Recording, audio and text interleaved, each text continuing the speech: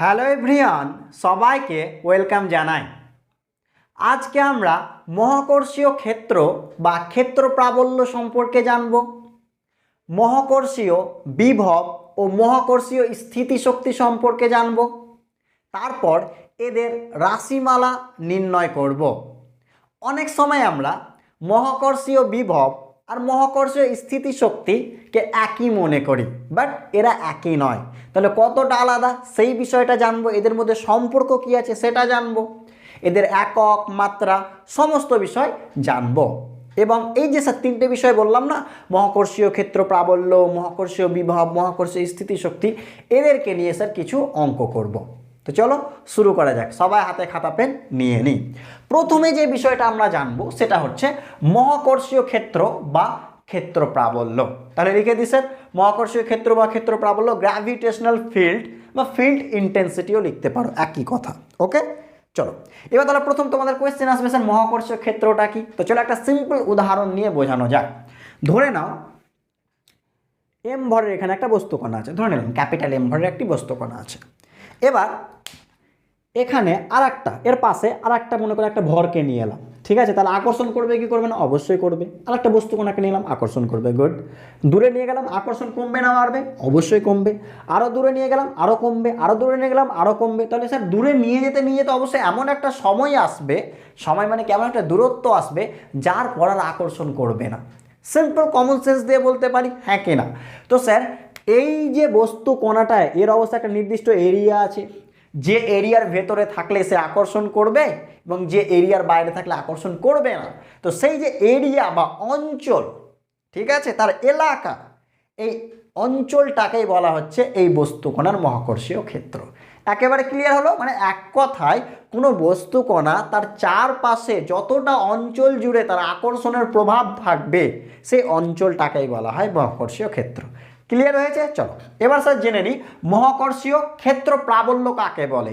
মহাকর্ষীয় ক্ষেত্র প্রাবল্য একই জিনিস নয়, কিন্তু আমরা অনেক সময় একই হিসাবে চালিয়ে দিই। বাট মহাকর্ষীয় ক্ষেত্র মানে মনে রাখিও অঞ্চলটাকে বোঝাচ্ছি। তাহলে ক্ষেত্র প্রাবল্য মানেটা কি চলো দেখা যাক। ধরে নাও সে একই কথা, এই যে স্যার মনে করো না এম ভরের একটা বস্তু নিলাম, ওকে। এম ভরের একটা আমি বস্তু নিয়েছি, বস্তুকণা ধরে নাও এম ভরের একটা বস্তুকণা নিয়েছি। এবার এর চারপাশে কি সৃষ্টি হয়েছে? তাহলে মহাকর্ষীয় ক্ষেত্র, অবশ্যই। এবার এই মহাকর্ষীয় ক্ষেত্রের যে কোনো বিন্দুতে, যে কোনো একটা বিন্দু নিলাম, চলো এটা নিয়ে নিলাম, আর এর দূরত্বটাকে আর ধরে নিলাম, এই বিন্দুটাকে পি বললাম, ঠিক আছে। পি একটা বিন্দু নিলাম। যে কোনো বিন্দুতে কত পরিমাণ বল ক্রিয়া করবে যদি ওই বিন্দুতে কত ভর থাকে? একক ভর। আরও একবার রিপিট করছি, মহাকর্ষীয় ক্ষেত্র প্রাবল্যের সংজ্ঞা দিচ্ছি, দেখে নাও। কোনো মহাকর্ষীয় ক্ষেত্রের, এবার মহাকর্ষীয় ক্ষেত্র কখন সৃষ্টি হবে? কোনো ভর থাকলে তবেই তো। এখানে কি কোন ভরের জন্য সৃষ্টি হয়েছে? ক্যাপিটাল এম, মাথায় রেখে, ওকে। তাহলে স্যার কোনো মহাকর্ষীয় ক্ষেত্রের কোনো বিন্দুতে একক ভর রাখলে তার ওপর যত বল ক্রিয়া করে তাকে ওই বিন্দুর ক্ষেত্র প্রাবল্য বলা হয়। মাথায় ঢুকলো? আরও একবার রিপিট করে দিচ্ছি। কোনো মহাকর্ষীয় ক্ষেত্রের, এখানে এম এর কথা বলা হচ্ছে, কোনো মহাকর্ষীয় ক্ষেত্রের কোনো বিন্দুতে একক ভর রাখলে তার উপর যে বল ক্রিয়া করে তাকেই ওই বিন্দুর মহাকর্ষীয় ক্ষেত্র প্রাবল্য বলা হয়। আশা করছি ক্লিয়ার হয়েছে। চলো এবার ধরে নিলাম পি বিন্দুতে এম ভর রাখা আছে। ধরে নাও পি বিন্দুতে কত ভর রাখা আছে? এম ভর। তাহলে এম ভরের ওপর ক্রিয়াশীল বল কত বলো? আমি ডিরেক্ট লিখছি, তাহলে এফ সমান, ওকে, ডিরেক্ট লিখছি, বলো এম ভরের ওপর কত ফোর্স ক্রিয়া করবে বলো? জি m1 মানে ক্যাপিটাল এম, m2 মানে স্মল এম বা আর স্কোয়ার। কার এটা বুঝতে অসুবিধা? আশা করছি এটা বুঝতে থাকার কোনো সমস্যা নেই। ধরে নাও সংজ্ঞা কি, ওই বিন্দুতে কত ভর থাকবে? একক ভর। কিন্তু আমি রাশিমালাটাকে জানতে চাইছি, তাহলে কি করলাম? আমি ভেবে নিলাম এখানে কত ভর আছে? স্মল এম ভর। তাহলে স্মল এম ভরের একটা ফোর্স ক্রিয়া করবে কি করবে না? অবশ্যই করবে। চলো লিখে দিলাম। তাহলে কি স্যার তোমরা লিখতে পারো ভাষা দিয়ে, স্মল এম ভরের ওপর ক্রিয়াশীল বল এফ সমান কি? G capital M small M by R square, good. এবার বলো তাহলে স্যার পি বিন্দুতে মহাকর্ষীয় ক্ষেত্র প্রাবল্য কত হবে? একটু ভাবো তো পজ করে। মহাকর্ষীয় ক্ষেত্র প্রাবল্য দেখি তো, ভাবো তো একটু পজ করে, কি হতে পারে, রাশিমালাটা কি লিখবো? চলো, তোমাদের বইয়ে মহাকর্ষীয় ক্ষেত্র প্রাবল্যকে জি ধরেছে, আমি জি ধরলাম না, কারণটা হচ্ছে জি সমান অভিকর্ষ ত্বরণ বোঝায়, ঠিক আছে? তো তার সাথে আমি গন্ডগোল করছি না, আমি ই ধরলাম মহাকর্ষীয় ক্ষেত্র প্রাবল্যকে। ওকে, চলো কি লিখতে পারি একটু পজ করে ভাবো তো। ওকে, চলো আমি একটু হেল্প করি, মিলিয়ে নিও তোমরা যেটা করেছো, বা কিছু যদি লিখে থাকো সেটা মেলাও। স্যার এটা লিখতে পারি নাকি, হ্যাঁ কি না? এবার তুমি বলবে কীভাবে, চলো একটু দেখা যাক। স্যার এম ভরের ওপর কত ফোর্স ক্রিয়া করছে বলো, এফ।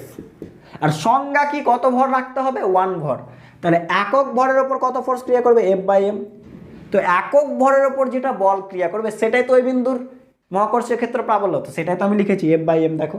আর সেটাকে কি দ্বারা ডিনোট করেছে, ই দ্বারা, মহাকর্ষীয় ক্ষেত্র প্রাবল্য। এবার চলো এফ মানে কত, এটা একে এম দিয়ে ভাগ করে এম এম কেটে যাবে, স্মল এম অবশ্যই, তাহলে কি পড়ে থাকলো, ব্যাস এটা হয়ে গেল স্যার রাশিমালা মহাকর্ষীয় ক্ষেত্র প্রাবল্যের। মাথায় ঢুকলো? আচ্ছা, এবার একটা জিনিস আমি জোর দিয়ে বলছি, একদম ভালো করে মাথায় ঢুকিয়ে রাখো, আর এই চ্যাপ্টারটাকে একটু ভালো করে পড়ে নাও, 12-এ গিয়ে অনেক হেল্প হবে যখন ওই তড়িৎ বিভব চ্যাপ্টারটা পড়বো, ঠিক আছে? সেম জিনিস বলবো, দেখবে শুধুমাত্র ভরের জায়গায় আধান বলবো। ওকে, তো এখন থেকে ভালো করে স্পষ্ট করে নাও, 12-এ অনেকটা হেল্প হয়ে যাবে। চলো এবার যে লাইনটা বলছি লেখা হয়েছে, এবার দেখো যে লাইনটা বলছি ভালো করে মনে রাখিও। কোনো বিন্দুতে ক্ষেত্র প্রাবল্য নির্ণয় করার মানে হচ্ছে তুমি ভেবে নিবা সেই বিন্দুতে একক ভর আছে। আরও একবার রিপিট করি, কোনো বিন্দুতে ক্ষেত্র প্রাবল্য নির্ণয় করছেন মানে সেই বিন্দুতে কত ভর আছে, 1, মাথায় রাখবে। তাহলে স্যার এটাকে আমরা এইভাবে না নির্ণয় করে সিম্পলি বলতে পারি, কিভাবে চলো দেখা যাক। স্যার এখানে কত ভর আছে, 1, তাহলে সিম্পল সূত্রে ফেলো, কত হবে তাহলে, এর ওপর কত ফোর্স ক্রিয়া করবে বলো, সেটাই তো একক ভরের ওপর যত ফোর্স ক্রিয়া করছে তাকে তো মহাকর্ষীয় ক্ষেত্র প্রাবল্য বলছি। তাহলে ই সমান লিখে দিলাম, এখানে কত আছে 1, তাহলে জি M1 মানে কত, ক্যাপিটাল এম, M2 মানে কত 1, তো লিখা না লিখা সমান বাই কত, আর স্কোয়ার, দেখো সেটাই চলে এলো। মাথায় ঢুকলো, এইভাবে ডিরেক্ট বলতে পারি M1 M2 by R square. তাহলে M1 মানে ক্যাপিটাল এম, M2 মানে 1, লিখা না লিখা সমান, লিখো বা না লিখো কি যায় আছে, বাই আর স্কোয়ার, সেটাই তো লিখেছি, ঠিক আছে? ওকে, চলো একটু বলো তো একক কি হতে পারে, একক কী হবে, সিজিএস এসআই, সিজিএস এস। এবার তোমরা হয়তো অনেকে ভাবছো স্যার জি এর মান বসাচ্ছ, হয়তো সে জি এর এককটা কাটাকাটি করে দরকারই নেই, তার জন্য এইভাবে করলাম। দেখো না এখানেই তো করা আছে, ই সমান কি এফ বাই এম, তো আর ইটা তাহলে কি হওয়া উচিত, অবশ্যই ত্বরণ হওয়া উচিত, হ্যাঁ কি না? এফ সমান এম এ হয়, তাহলে এ সমান কি এফ বাই এম, তাহলে অবশ্যই এটা কী বোঝাচ্ছে, ত্বরণকে বোঝাচ্ছে। তাহলে ত্বরণের কী বলো, সিজিএস বলো, সেমি পার সেকেন্ড স্কোয়ার, তাই তো, সেমি সেকেন্ড -2, তুমি এইভাবে বসে দেখতে পারো, ওটাই আসবে। আর এসআই কত বলো, মিটার সেকেন্ড -2। চলো তাহলে মাত্রা কি হবে একটু বলেন, মাত্রা কি হবে একটু বলেন দেখি, মাত্রা কি হবে, সিম্পলি LT -2। মাথায় ঢুকলো তাহলে, চলো লিখে নাও। ওই কথাটা শুধু মনে রাখিও, কোনো বিন্দুতে মহাকর্ষীয় ক্ষেত্র প্রাবল্য মানে সেই বিন্দুতে 1 ভর আছে, ব্যাস লিখে দাও তাহলে।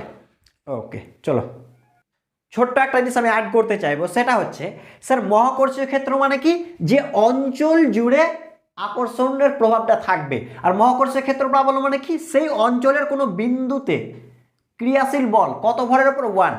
কিন্তু মনে রাখিও, কিন্তু ভালো করে বলছি একটু মনে রাখবে, অনেক সময় মহাকর্ষীয় ক্ষেত্র প্রাবল্যকে শুধুমাত্র মহাকর্ষীয় ক্ষেত্র বলে দিই। আরও একবার রিপিট করি, কি বললাম, মহাকর্ষীয় ক্ষেত্র প্রাবল্যকে, এই যে স্যার ফোর্সটা একক ভরের ওপর, এটাকে অনেক সময় আমরা সিম্পলি মহাকর্ষীয় ক্ষেত্রও বলে দিই। তো তুমি আবার আন্দোলন করতে নেমে যাও না, স্যার মহাকর্ষীয় ক্ষেত্র মানে তো স্যার অঞ্চল, আপনি মহাকর্ষীয় ক্ষেত্র প্রাবল্য কীভাবে বলতে পারেন, যাই হোক বলা হয়, ঠিক আছে? তো সব কখনো যদি বইয়ে দেখো বা কারো কাছ থেকে শোনো তো মেনে নিও বা বুঝে নিও, স্যার সে মহাকর্ষীয় ক্ষেত্র মানে মহাকর্ষীয় ক্ষেত্র প্রাবল্যেরই কথা বলছে। ওকে, চলো ওকে, চলো এবার মহাকর্ষীয় স্থিতিশক্তি ও মহাকর্ষীয় বিভব সম্পর্কে জানবো।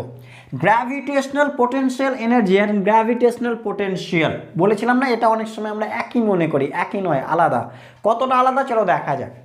ধরে নাও একটা এম ভরের বস্তু নিয়ে নিলাম, বোঝার চেষ্টা করি ব্যাপারটা শুধু।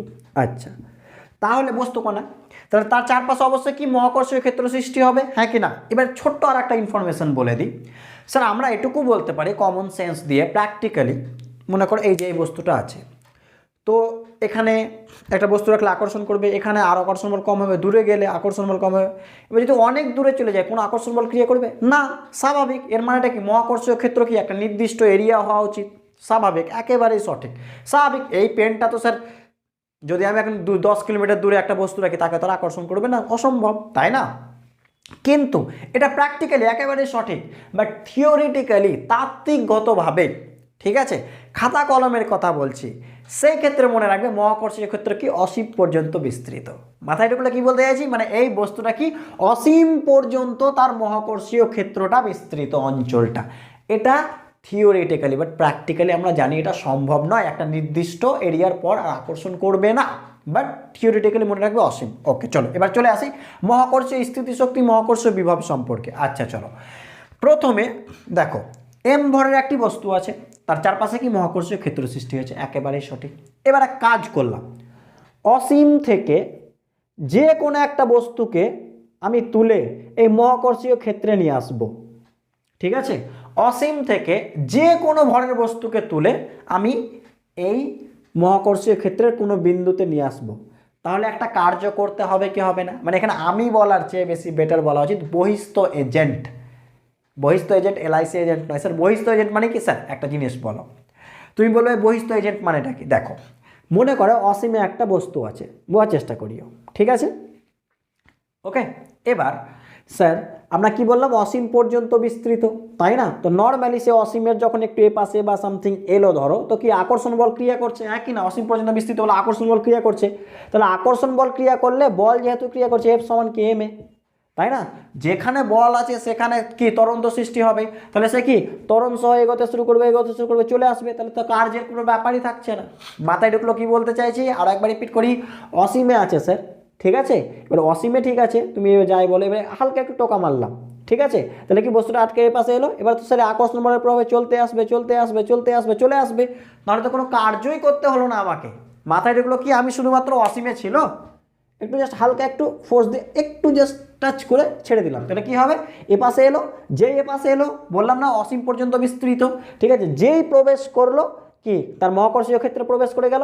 এবার স্যার আকর্ষণ হতে হতে হতে হতে হতে সে কি আকর্ষণ ত্বরণ বাড়তে বাড়তে চলে আসবে, তো কোনো কার্যই করতে হলো না।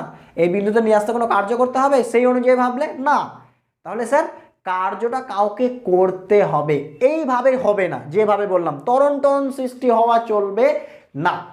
ওকে, ও নিজে থেকে আসবে এই ফ্যাক্টরটা হবে না, কি করতে হবে, ধরে নাও আমাকে একটা বিষয় বলো, মনে করো এখানেই একটা বস্তু, মনে করো বস্তু কোণাটা এখানে আছে, ধরে নাও, একদম বুঝতে পারবে, বা চলো এখানেই ধরো, যেখানে নিয়ে আসবো চলো এখানেই বস্তু কোণাটা আছে, বোঝার চেষ্টা করিও।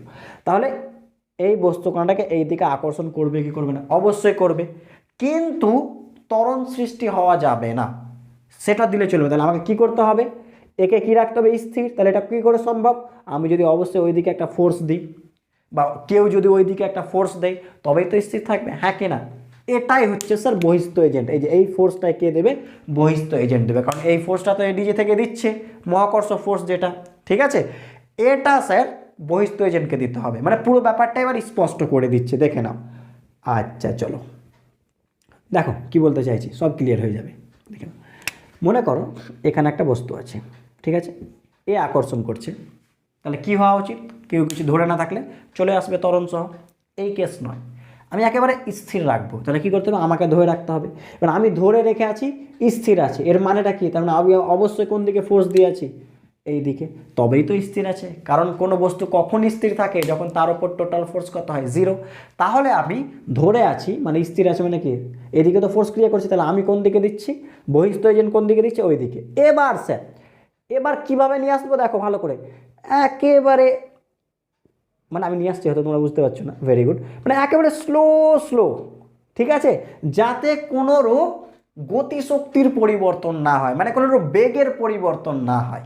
মাথায় ঢুকলো কি বলতে চাইছি, মোটামুটি স্থির ছিল, তাহলে যেন এবারে স্থিরই থাকে, ঠিক আছে, এত স্লো নিয়ে আসছি, ঠিক আছে, সে যেন কোনো রূপ বেগ না পেয়ে যায়, কোনো রূপ গতিশক্তির না পরিবর্তন চলে আসে, এটা মাথায় রাখিও। তাহলে এইভাবে নিয়ে আসতে হবে। তাহলে নিয়ে আসার জন্য অবশ্যই এবার আশা করছি বুঝতে পারছি কেন কার্য করতে হচ্ছে, কারণ আমাকে ওই দিকে টেনে ধরে থাকতে হচ্ছে, নইলে তো, কারণ এ তো এইদিকে টেনে নেবে, তাহলে আমি ওইদিকে টেনে ধরে আছি, এই তো স্যার নিয়ে আসছি, আস্তে আস্তে করে নিয়ে আসছি, এইভাবে নিয়ে আসতে হবে, ঠিক আছে। তাহলে আমাকে একটা কার্য করতে হচ্ছে কি হচ্ছে না, অবশ্যই করতে হচ্ছে। তাহলে এইভাবে স্যার আমি তো অসীম থেকে কোনো একটা বিন্দুতে নিয়ে আসি, এই মহাকর্ষীয় ক্ষেত্রে যে কোনো বিন্দু, আমাকে একটা কার্য করতে হবে, অবশ্যই হবে।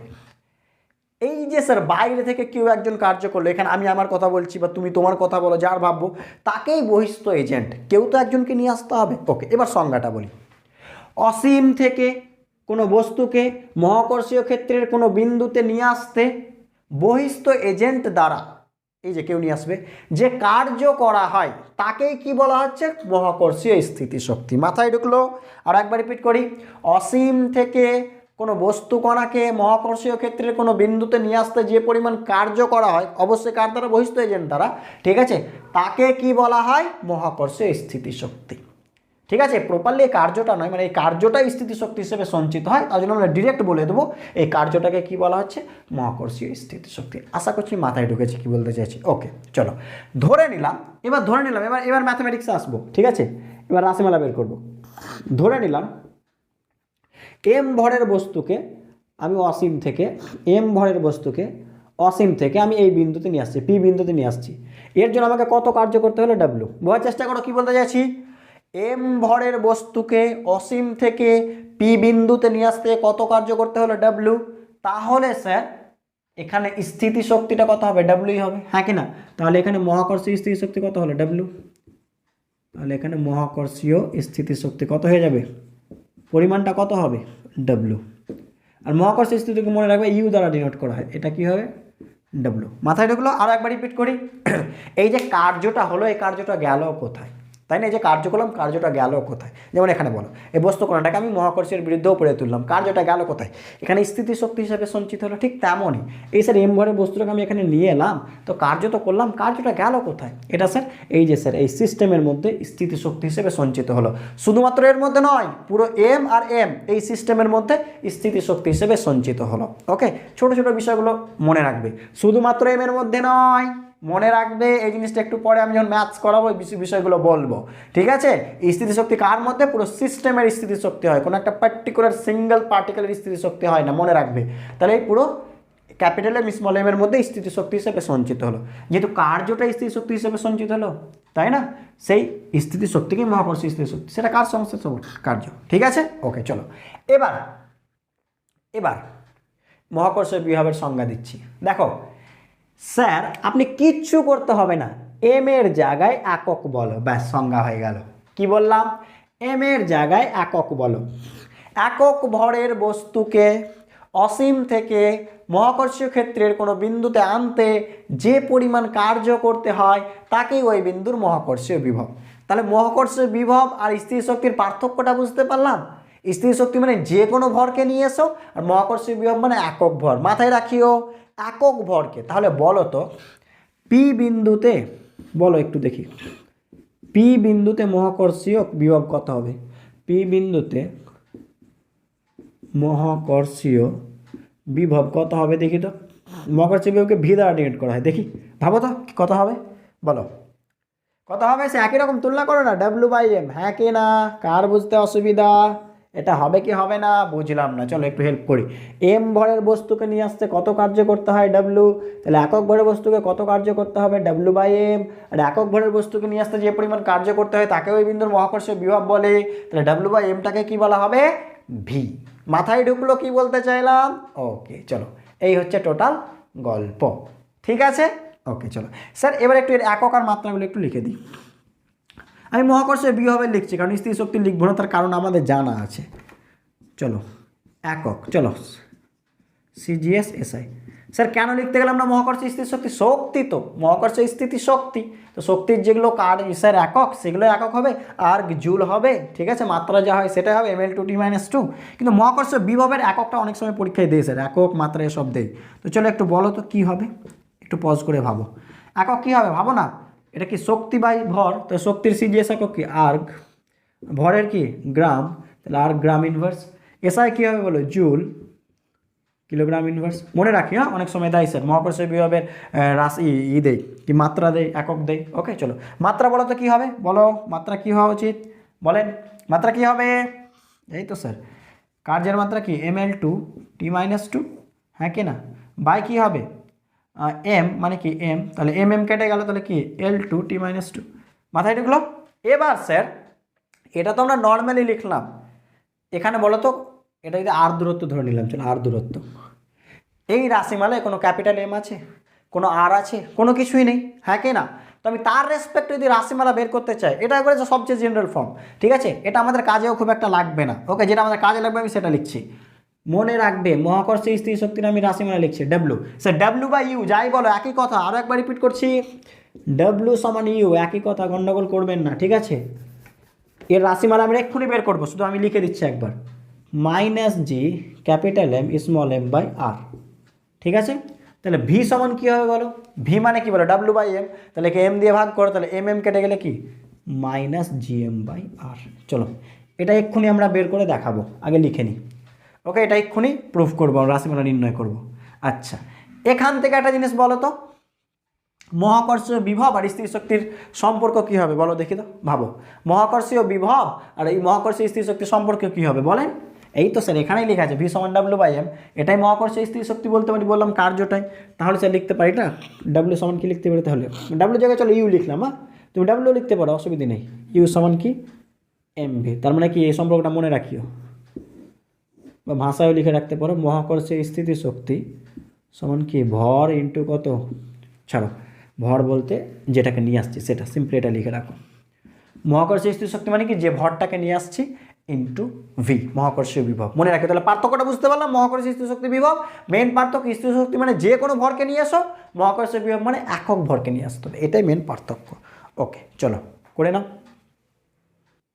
চলো এবার স্যার মহাকর্ষীয় স্থিতি শক্তি আর মহাকর্ষীয় বিভবের রাশিমালা নির্ণয় করবো। ওকে, তো চলো দেখে নাও, চিত্র কি এঁকেছি, এম ক্যাপিটাল এম ভরের একটি বস্তু কণা আর দূরত্বে আমি মহাকর্ষীয় স্থির শক্তি আর মহাকর্ষীয় বিভবের রাশিমালা নির্ণয় করবো। তাহলে আর দূরত্বে কী করছি, স্মল এম ভরের একটা বস্তুকে রেখে দিয়েছি, ঠিক আছে। আচ্ছা সংজ্ঞা কী বলো তো, অসীম থেকে এই বিন্দুতে নিয়ে আসতে হবে, হ্যাঁ কি না, অসীম থেকে কোন বিন্দুতে নিয়ে আসতে হবে, এই বিন্দুতে। চলো এই নামটাকে পি দিলে দিতে পারো বা থাক, অসীম থেকে এই বিন্দুতে আমাকে নিয়ে আসতে হবে, তাই তো। এবার চলো আমরা এটা বের করব না, আমরা অসীম থেকে এখানে নিয়ে আসবো না, কি করব, এখান থেকে অসীমে নিয়ে যাব, যে কার্যটা পাবো সেটা কি হবে, এখান থেকে এখানে নিয়ে আসলে সেম কার্য হবে কিন্তু কেমন, নেগেটিভ। মাথায় ঢুকলো, আর একবার রিপিট করি, আমরা স্যার অসীম থেকে এখানে নিয়ে আসবো না, আমরা আর থেকে অসীমে নিয়ে যাব, তাহলে যে কার্যটা হবে, মনে করো স্যার ডাব্লিউ প্রাইম কাজ হলো, আমি এখান থেকে এখানে নিয়ে গেলাম, কার্য মনে করো 10 জুল, একটা কথার কথা বলছি, এখান থেকে এখানে নিয়ে যেতে কার্য 10 জুল, তাহলে এখান থেকে নিয়ে আসতে কত কার্য হবে, শুধুমাত্র একটা মাইনাস লাগিয়ে দেবো, তাহলে পেয়ে যাবো। এবার তুমি একটা কোয়েশ্চেন করতে পারো, কেন স্যার আপনি অসীম থেকে এখানে নিয়ে আসুন, আপনি কেন এরকম ডাবল করতে যাবেন, এখান থেকে এখান দিয়ে আবার মাইনাস করবেন, তার চেয়ে একবারই করে দিন। দেখে নাও স্যার, আমরা যদি অসীম থেকে নিয়ে আসতে চাই তাহলে স্যার এখানে একটা ফোর্সের একটা ফ্যাক্টর থাকবে। ফোর্স কত হয়, এই যে এম ভরের বস্তুটাকে অসীমে যখন রাখবো, অসীমের কাছাকাছি বা অসীমে কত, G capital M small M by কি আর স্কোয়ার, তো তার মানে কত অসীম, তাহলে ফোর্স কি 0 হয়ে যাচ্ছে, তাহলে ফোর্সের খুব একটা ধারণা পাওয়া যাচ্ছে না অসীম বা অসীমের কাছাকাছি। তার জন্য আমরা কী করবো, কোনো ফাইনাইট ডিস্টেন্সে নিলাম, এখান থেকে অসীমে নিয়ে যাব, হ্যাঁ কিনা, এখন ফাইনাইট ডিস্টেন্সে অবশ্যই এফের একটা মান আছে, ঠিক আছে। তার জন্য স্যার মনে রাখিও এই ডিস্টেন্স এখান থেকে আবার অসীমে নিয়ে যাব, যে কার্যটা হবে সেটাকে শুধু মাইনাস করে দেবো, তাহলে এখান থেকে এখান পেয়ে যাবো। তাহলে আমাদের উদ্দেশ্য কি, আর দূরত্বে মহাকর্ষীয় স্থির শক্তি আর মহাকর্ষীয় বিভবের রাশিমালা নির্ণয় করে। এবার বুঝতে পারলাম কেন স্যার এখান থেকে এখানে নিয়ে যাচ্ছি। ওকে চলো শুরু করা যাক। তাহলে এই চিত্রটা এঁকে দিলাম। ওকে দেখে নাও, ক্যাপিটাল এম ভরের বস্তু, স্মল এম ভরের বস্তু আর দূরত্বে আছে, ব্যাস এই হচ্ছে টোটাল চিত্র। ওকে, এটুকু কেন এঁকেছি এক্ষুনি বুঝতে পারবে, দেখে নাও। এবার তাহলে এম ভরের ওপর ক্রিয়াশীল মহাকর্ষ বল, তাহলে এই ভরের ওপর কত বল এখন ক্রিয়া করবে, এফ সমান কি G capital M small M by R square, capital M small M by R square, ঠিক আছে। ওকে লিখে দাও। ওকে চলো এবার খুব সাবধান, এই লাইনটা খুব বুঝতে হয়, এই পয়েন্টটাকে আমি এখানে দেখাচ্ছি, ভালো করে বোঝার চেষ্টা করি, এই লাইনটা বোঝার ব্যাপার আছে। এই পয়েন্টটাকে, এই যে এই পয়েন্টটাকে আমি এখানে দেখাচ্ছি, ঠিক আছে, ভালো করে বুঝিও। স্যার এই মোমেন্টটা কোন ফোর্স ক্রিয়া করছে, আকর্ষণ বল মহাকর্ষ বল কোন দিকে, এই দিকে, এই তো স্যার এফ, হ্যাঁ কি না, এফ কোন দিকে, এই দিকে, কি বললাম। এবার স্যার একে অসীমে নিয়ে যেতে হবে, হ্যাঁ কিনা, কীভাবে নিয়ে যাবো, তোমার আস্তে আস্তে, যাতে গতিশক্তির না পরিবর্তন হয়, ঠিক আছে, একেবারে আস্তে আস্তে নিয়ে যাব, ঠিক আছে। চলো তাহলে আমাকে নিয়ে যেতে হবে এই দিকে, কিন্তু কেমনভাবে নিয়ে যেতে হবে, একদম স্লো, মানে অলমোস্ট এই ফোর্স আর এই ফোর্স যেন সমান হয় প্রত্যেকটা মোমেন্টে, তাহলে স্যার অলমোস্ট, কারণ একটু তো বেশি হতেই হবে, নাহলে তো যাবেই না, আর এটা যদি একটু বেশি না হয় যাবে, কিন্তু এতটা কম বেশির পরিমাণটা, বাবা বেশির পরিমাণটা এতটা কম, গুড, এতটা কম যে স্যার এটা দুটো অলমোস্ট ইকুয়াল, ঠিক আছে, এইভাবে। তাহলে স্যার আমি ধরে আছি, নইলে এই পাশে চলে আসবে, ধরে আছি, তাহলে আমি কোন দিকে ফোর্স দিয়েছি, এই দিকে। এবার স্যার আমি ধীরে ধীরে নিয়ে যাবো, অত্যন্ত আস্তে আস্তে, যাতে গতিশক্তি না পরিবর্তন হয়, অসীমে নিয়ে যাব।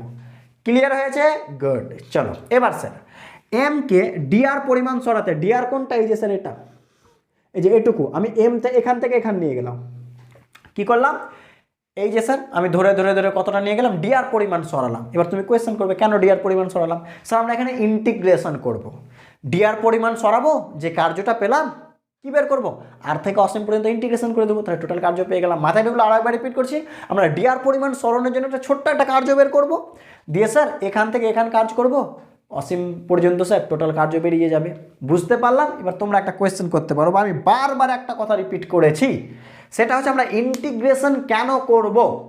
আচ্ছা তোমাদের আমি একটা কোয়েশ্চেন করছি, বলো তো কেন আমরা এটা করলাম না? স্যার বল তো আমরা পেয়েই গেছি, তাই না? এই তো এফ এক্সটার্নাল বল ইন্টু সরণ কত, এই তো স্যার অসীম, তাহলে এফ এক্সটার্নাল ইন্টু অসীম করে দেবো, তাই না? তাহলে তো আমরা কার্য পেয়ে যাব, কত আসা উচিত, অসীম। এটা কেন আমরা করলাম না বলো? আর একবার রিপিট করছি, স্যার বুঝতে পারছো কি বলতে চাইছি? কার্যটা কি বহিস্থ এজেন্ট দ্বারা, তাহলে ফোর্স কোনটাকে নিতে হবে, এটা নিতে হবে, এটা নিলে চলবে না। কার্যটা প্রচুর গুরুত্বপূর্ণ, ওই লাইনে একটা লেখা আছে সংজ্ঞাতে, ভালো করে দেখবে যে বহিস্থ এজেন্ট দ্বারা যে পরিমাণ কার্য করা হয়, তাহলে এই ফোর্সটাকে নিতে হবে, এটাকে নিলে চলবে না। তাহলে এফ এক্সটার্নাল ইন্টু কত, সরণ কতটা নিয়ে যাবো, অসীম পর্যন্ত, অসীম। এটা কেন করলাম না? কার্য মানে বল ইন্টু সরণ, তো বল ইন্টু সরণ। দেখো স্যার আমরা এটা তখনই ইউজ করি, আমি বারবার এই জায়গাটা রিপিট করি, যাতে স্যার আপনাদের এই জায়গাটায় কোনোরূপ সন্দেহ যেন না থাকে, বা ইন্টিগ্রেশন সম্পর্কে যেন এরকম না মনে হয় যে মুখস্থ জিনিস, এরকম না মনে হয়। দেখে নাও স্যার, আমরা তখনই এই সূত্র ইউজ করব যখন ফোর্সটা হয় কনস্ট্যান্ট। ঠিক আছে, এখানে ফোর্স কনস্ট্যান্ট না, তার কারণটা কি? স্যার আর যে হারে চেঞ্জ হবে, আর যে হারে বাড়তে শুরু করবে, এফও তো কমতে শুরু করবে, আর এফ কমলে আমাকে এই এফ এক্সটার্নালও কমাতে শুরু করতে হবে, কারণ কি প্রত্যেকটা মোমেন্টে সমান রাখতে হবে। তার মানে কি প্রতিটা মোমেন্টে ফোর্স চেঞ্জ হচ্ছে, আর যে হারে চেঞ্জ হবে এফ সে হারে চেঞ্জ হবে, আর এফ যে হারে চেঞ্জ হবে সে হারে আমাকে এফ এক্সটার্নালটা একটু একটু করে চেঞ্জ করতে হবে, ইকুয়াল সবসময় ইকুয়াল রাখতে হবে, অলমোস্ট ইকুয়াল। তার মাথায় ঢুকলো স্যার তাহলে কেন এটা করতে পারি না? তার কারণ হচ্ছে এফ এক্সটার্নাল ফিক্সড নয়, এখানে এফটা ফিক্সড নয়, আর এর ওপর ডিপেন্ড করছে, আর চেঞ্জ হচ্ছে মানে এফ চেঞ্জ হচ্ছে, প্রত্যেকটা মোমেন্টে এফ চেঞ্জ হচ্ছে। তার জন্য আমি বারবার রিপিট করি, কোনো জায়গায় ইন্টিগ্রেশন করছি মানে শুধু এখানের কথা বলি না, ম্যাথসে বলো, সে ফিজিক্সের যে কোনো জায়গায় বলো, তুমি যে কোনো জায়গাতে যখন ইন্টিগ্রেশন দেখতে পাবে, তুমি একটা জিনিস মাথায় নিয়ে আসবে, এখানে ইন্টিগ্রেশন করছি মানে অবশ্যই কোনো কিছু প্রত্যেকটা মোমেন্টে চেঞ্জ হচ্ছে, নইলে ইন্টিগ্রেশন কেউ ইউজ করতে যাবে না। এখানে যেমন কি ফোর্স। আচ্ছা চলো, তাহলে স্যার ডিআর পরিমাণ সরাতে কত কার্য হলো দেখে নাও। তাহলে স্যার এমকে ডিআর পরিমাণ সরাতে বহিস্থ এজেন্ট দ্বারা কৃত কার্য, কারণ বল ইন্টু সরণ F dot S, F external বারবার বলছি, এই এফ লিখবে না, এটা এফ এক্সটার্নাল। অনেক জায়গায় অনেক সময় এই জায়গাটা অনেক গন্ডগোল, প্রায় অনেক বইয়েও স্যার এই জায়গাটা একটু গন্ডগোল করা থাকে, তো একটু সাবধান থাকিও। F external dot DR. চলো এবার যে লাইনটা করবে একটু বুঝিও। স্যার এফ এক্সটার্নাল আর এফ কি পরস্পর বিপরীত? তাহলে এফ এক্সটার্নালের জায়গায় মাইনাস এফ লিখতে পারি, হ্যাঁ কি না? তুমি বলবে কেন? তার কারণ আমার এফ এফ সম্পর্কে জানা আছে, এফ এক্সটার্নাল সম্পর্কে জানা নেই, যদিও সমান কিন্তু বেশি বেটার হবে বুঝতে। আচ্ছা করতে পারি তো নাকি? এফ এক্সটার্নাল আর এফ কি পরস্পর বিপরীত, তাহলে মাইনাস এফ। এবার বলো স্যার এফ এ পাশে, সরণ ও পাশে, তাই না? তাহলে মধ্যবর্তী কোণ কত হলো? এফ এ পাশে, সরণ এ পাশে, মধ্যবর্তী কোণ কত? ঠিক আছে, কত বলো কোণ? অবশ্যই 180। তাহলে এফ মাইনাস এফ ডিআর কস কত, 180, কস 180 কত, -1, তাহলে -1 আছে কি প্লাস হয়ে গেল। ঠিক আছে, এবার চলো স্যার এফ এর মান কত?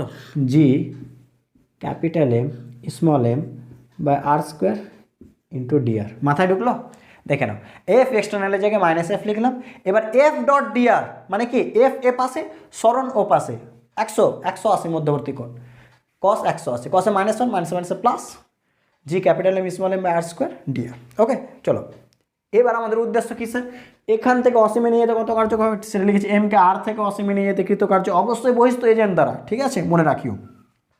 ডাব্লিউ প্রাইম ধরলাম, তার কারণ স্যার এখান থেকে এটাকে ডাব্লিউ বলবো, তার জন্য আর কিছু না।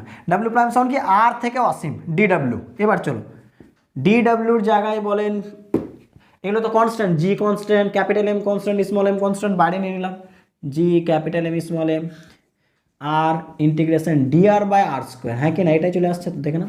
এই তো স্যার এটা বাইরে ডিআর বাই আর স্কোয়ার। এবার 1/r² ইন্টিগ্রেশন কী হয় ভুলে গেছো কি? চলো আমি একটু এখানে হেল্প করে দিচ্ছি। এটা কি হবে দেখো তো, 1/r² শুধু ইন্টিগ্রেশনটা আমি দেখাচ্ছি।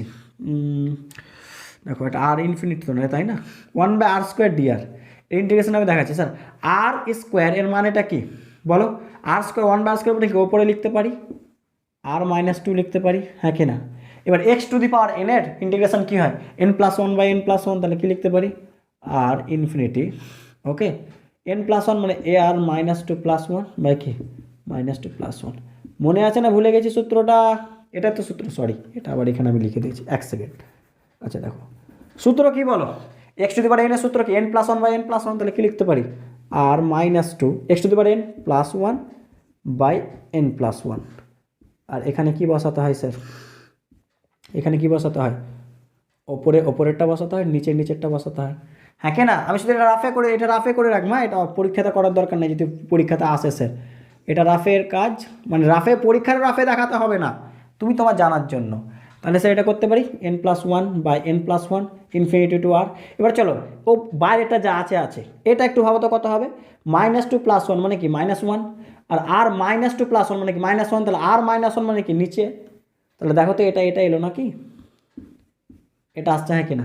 -2 + 1 -1 হয়ে গেল নিচেরটা, আর ওখানে -2 + 1 মানে -1, আর -1 মানে কি 1/r। তাহলে আমি ডিরেক্ট লিখবো এখানে, অত কিছু করে দেখানোর এটাই মানে, আমি ডিরেক্ট লিখবো -1/r, ওপরে ইনফিনিটি নিচে আর। ঠিক আছে, এবার তোমরা একটু মানটা বসাও তো, কত আসে বলো? ওপরের মান বসাও, নিচের মান বসাও, ওপরের মান বসাও, তাহলে মাইনাস অফ আর এর জায়গায় কি ইনফিনিটি, এবার মাইনাস দিতে হয়, তাহলে মাইনাস মাইনাসে কি প্লাস 1 কি আর। তাহলে কি পড়ে থাকলো বলো তো? কি পড়ে থাকছে?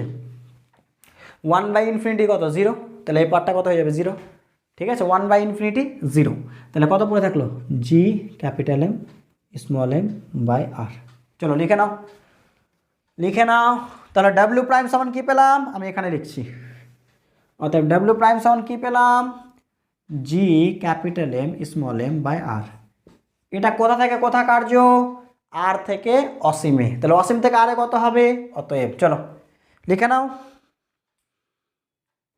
এবার তাহলে নিজেরাই বলো স্যার, আর থেকে অসীমে নিয়ে যেতে যদি যেটা বের করলাম সেই কার্য হয়, তাহলে অসীম থেকে আরে নিয়ে আসতে কি পরিমাণ কার্য করতে হবে? তার অপোজিটটা, শুধু অপোজিট মানে মাইনাস চিহ্ন, অতএব অসীম থেকে আর দূরত্বে নিয়ে আসতে কৃত কার্য। এবার W বললাম, তার জন্য স্যার W প্রাইম ধরেছিলাম। W সমান কি? যেটা বের করলাম তার মাইনাস G ক্যাপিটাল। এবার এই কার্য কি স্থিতিশক্তি হিসেবে সঞ্চিত হয়, অতএব মহাকর্ষীয় স্থিতিশক্তি U সমান সেটাই -Gm।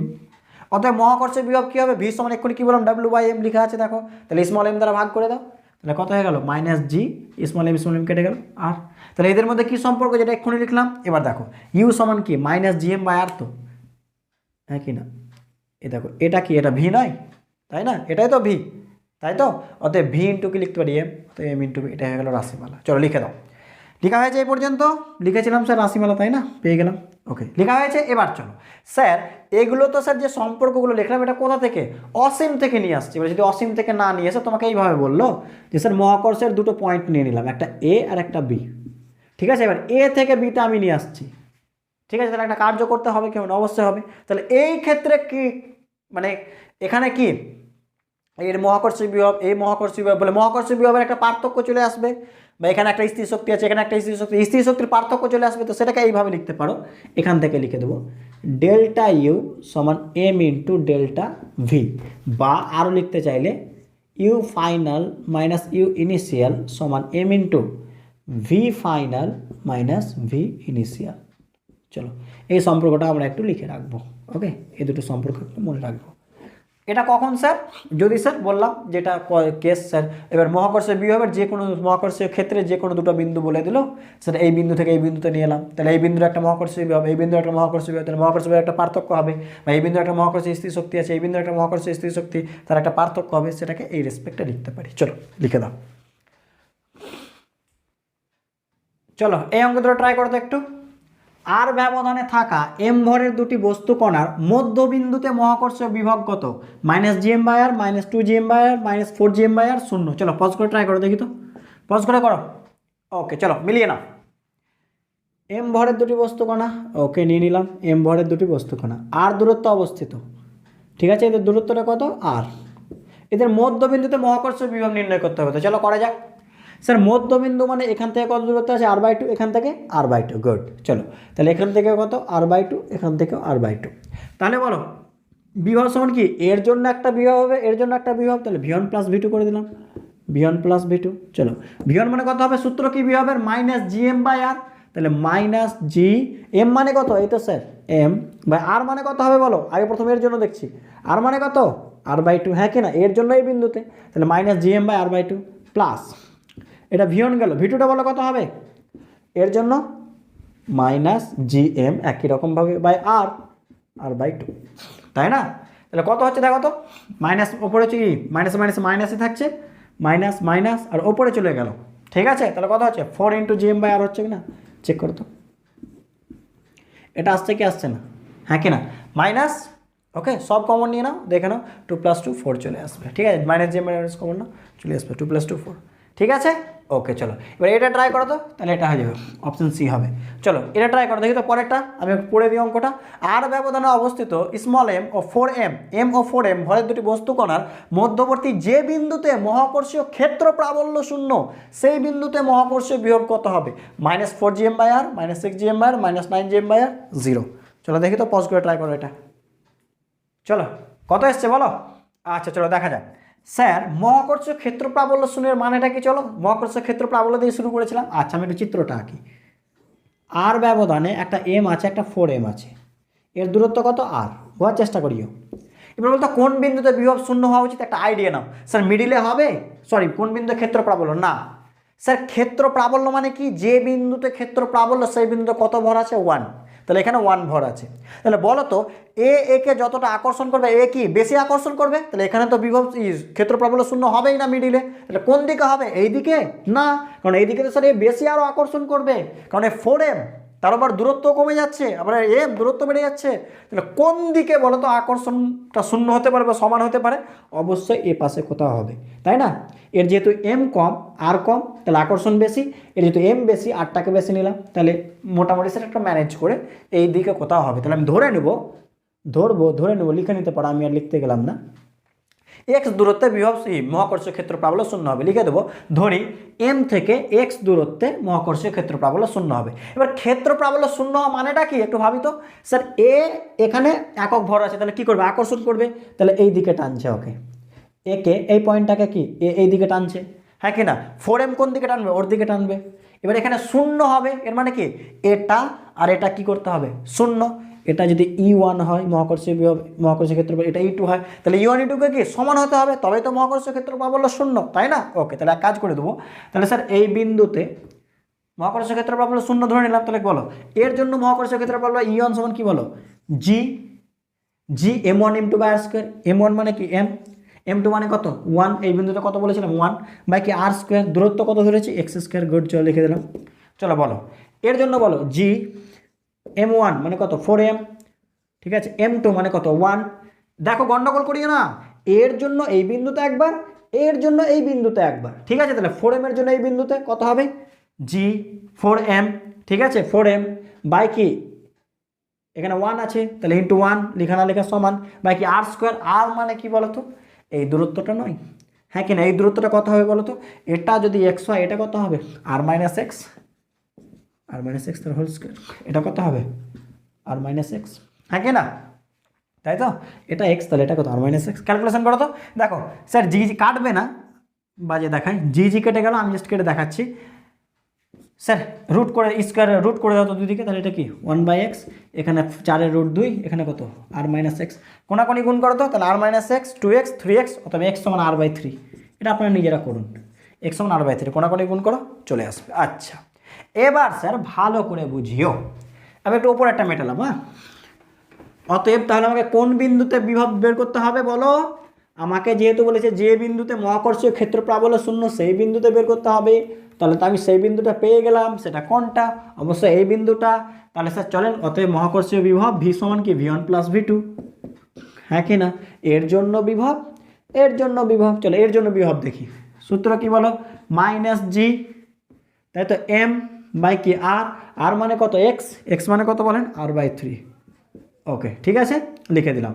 তাহলে এটা গেল ফার্স্ট এরটা, প্লাস মাইনাস জি এম, আচ্ছা সরি এম মানে কত বলো তো এর জন্য 4m বাই আর মানে কি এখানে ভাবো, আর মানে কি ভাবো, এটা যদি r/3 হয় তাহলে এটা কত হবে আর মাইনাস আর বাই থ্রি। একটু কত হচ্ছে এখানে একটু ক্যালকুলেশন করে দেখো তো, আর মাইনাস কি আর বাই থ্রি, হ্যাঁ কি না? তাহলে কত হবে আর মাইনাস আর বাই থ্রি মানে থ্রি আর মাইনাস, তার মানে টু আর বাই থ্রি হচ্ছে, তাই তো? তো ডিরেক্ট এখানে লিখে দিলাম টু আর বাই থ্রি।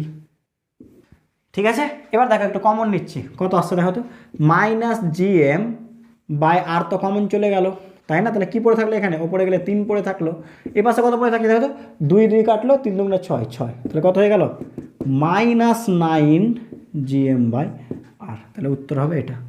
সুস্থ মাথায় আপনারা ক্যালকুলেশন করেন, এটা চলে আসবে minus 9 G M by R, minus 9 G M by R চলে আসবে। দেখে নাও। তো স্যার মোটামুটি আজকে এই পর্যন্ত রাখছি। সবাই ভালো থাকে, সুস্থ থাকে এবং পড়াশুনো করতে থাকি। Thank you so much.